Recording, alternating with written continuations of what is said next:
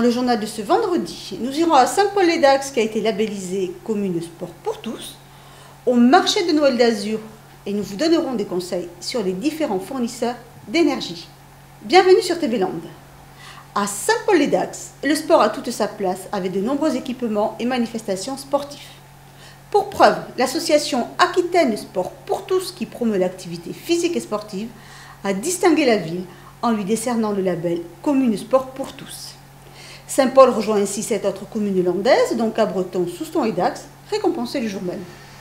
Notre journaliste était présente lors de la remise de la plaque à la municipalité de Saint-Paul-les-Dax. Ce label, symbolisé par une plaque apposée en entrée de ville, vient récompenser Saint-Paul-les-Dax qui investit depuis de nombreuses années en matière de sport.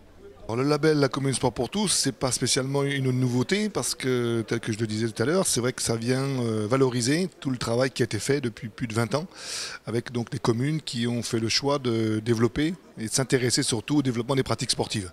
Je crois que sur Saint-Paul, nous avons une grande ouverture justement pour que la pratique sportive, mais aussi non sportive, de bien-être tout simplement, puisse se réaliser du plus jeune au plus ancien, mais aussi en passant aux gens qui sont en difficulté, en mobilité réduite. Des pratiques sportives qui s'inscrivent aussi dans la politique sociale de la ville. Tout ça est une volonté de la ville de Saint-Paul-les-Dax et de la municipalité pour justement amener ce côté social et ce côté mixité qui font que peut-être que le sport, et sûrement le sport avec les valeurs fondamentales qu'amènent ces disciplines, font que au bout de tout cela, il y a le respect des règles, le respect d'autrui et en même temps une certaine convivialité. C'est le bon côté du sport, ça je dirais. Avec de nombreuses installations sportives, le lac de Christus qui offre un espace naturel à la pratique d'activités physiques, des animations, une école multisport et l'accueil de sportifs de haut niveau et d'équipes de France, Saint-Paul obtient un label 4 étoiles. Saint-Paul-les-Dax a donc 4 étoiles, comme une bonne majorité des communes en Aquitaine. Quelques-unes ont obtenu la 5e étoile. La 5e étoile, c'est une piste d'avenir. On souhaite que les collectivités puissent sensibiliser toutes les couches de la population au niveau local sur les bienfaits des activités physiques et sportives et de promouvoir un mode de vie sain et actif. La ville de Saint-Paul ne compte pas s'arrêter avec l'obtention de ce label, bien au contraire. Le projet de Plaine des Sports dans le quartier de la Liberté devrait sortir de terre d'ici à 2014. Novembre s'achève bientôt. Décembre, ses fêtes se profilent à l'horizon et avec eux les marchés de Noël. Azur, cette année, a pris un peu d'avance. La semaine dernière, Christine Chevarin-Frassin, créatrice azurienne, a ouvert les portes du premier marché de Noël de la petite commune d'Azur. Appelé Automne d'Azur, en référence à la première exposition-vente organisée au printemps, ce premier marché de Noël a réuni 26 exposants, tous artisans créateurs, une volonté de la part de l'organisatrice de mettre en lumière les artisans et son village. Je voulais essayer de faire connaître nos métiers, puisqu'on nous sommes un certain nombre à ne faire que de la création. Et pourquoi Azur? Parce que je suis devenue azurienne depuis 3 ans et que je voulais faire connaître aussi ce joli village qui est petit mais qui essaye de se faire connaître. Voilà. Un marché de Noël qui arrive tôt pour essayer de se démarquer. C'est un petit peu tôt dans la saison, mais on voulait absolument se faire connaître un petit peu avant, étant donné que ce n'est pas facile de trouver des marchés que de la création. Sur les étals, entre bijoux en perles ou en bois, crèches et santons en galets-peints, compositions florales, jouets d'antan, objets décoratifs et même quelques produits pour les gourmands, le choix était grand pour faire quelques cadeaux de Noël, décorer sa maison ou préparer sa table pour le réveillon, moderne et coloré, ou plus traditionnel, en grès émaillé, bien que Patricia Védren, artisan céramiste, propose des pièces plus actuelles.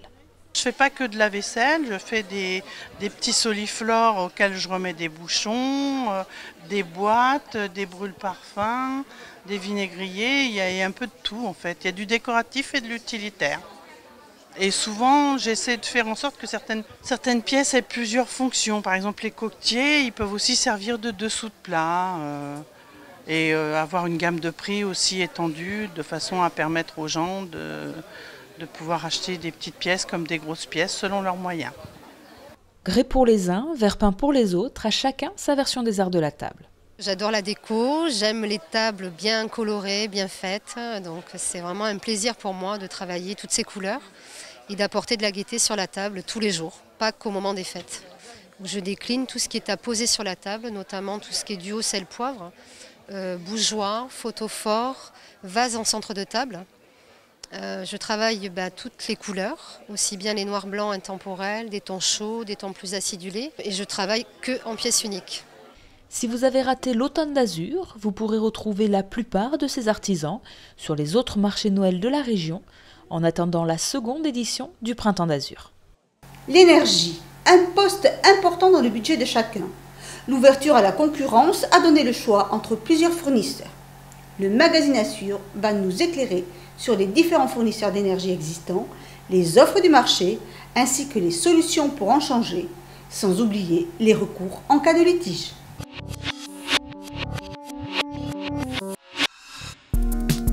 Depuis 5 ans, le secteur de l'énergie est ouvert à la concurrence.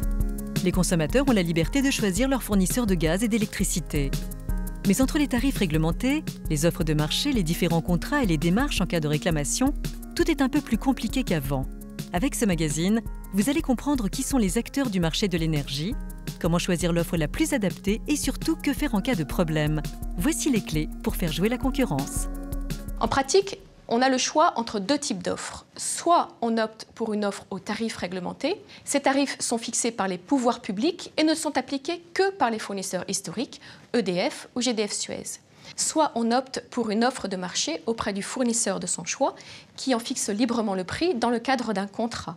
Tous les fournisseurs proposent des offres de marché, y compris EDF et GDF Suez. Les fournisseurs d'énergie proposent soit de l'électricité, soit du gaz naturel, soit les deux. Alterna, Enercop et Energem proposent uniquement de l'électricité. Antargaz, Enerest et Eni, pour leur part, vendent seulement du gaz naturel aux consommateurs. Enfin, Direct Énergie et Lamperis fournissent les deux énergies. Tout comme EDF, qui comme son nom ne l'indique pas, propose aussi du gaz, idem pour GDF Suez, fournisseur historique de gaz qui vend également de l'électricité.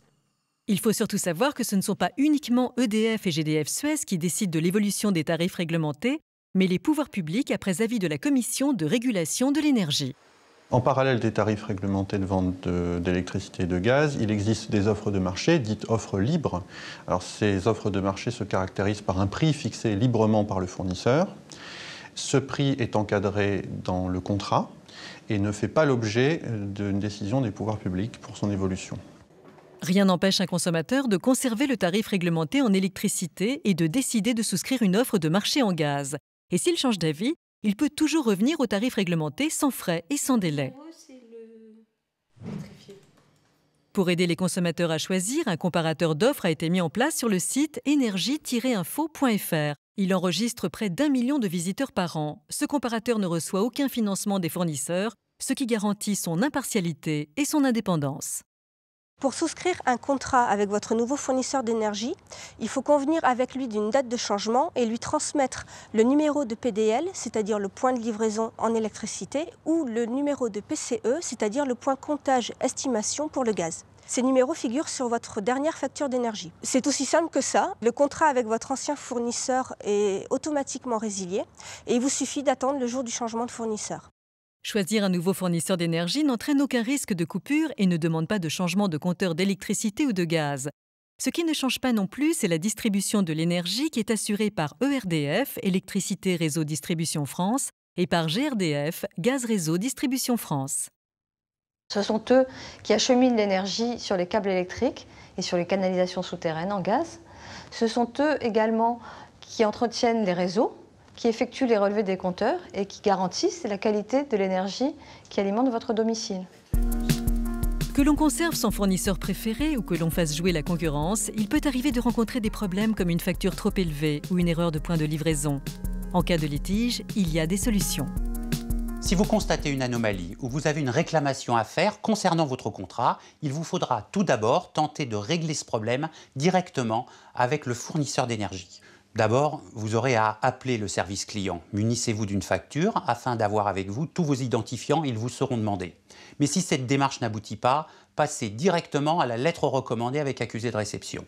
Cette dernière vous sera utile comme preuve de votre réclamation. Conservez-la, conservez également les réponses de l'opérateur. Un des litiges les plus fréquents est l'erreur sur le point de livraison. Vous vous en rendrez compte si votre consommation explose ou bien si elle est vraiment trop réduite. Il faut absolument réagir vite. Cela signifie que l'on vous facture l'électricité d'un voisin et lui-même peut-être à récupérer vos factures.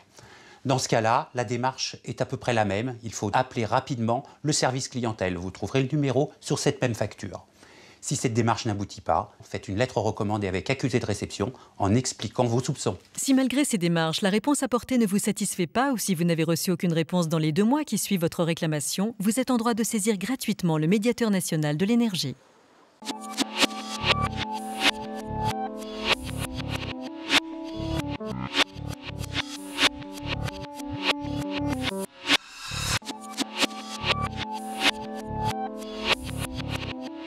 Cette fin de semaine se produira la collecte de la banque alimentaire. Vos dons seront les bienvenus pour venir en aide aux plus démunis. Et puis dimanche, l'école Sainte-Marie de Tyrosse organise au marché couvert un vide-jouet et vide-grenier. L'occasion de chiner des cadeaux pour Noël. Je vous souhaite à tous et à toutes de passer un bon week-end et vous donne rendez-vous mardi prochain.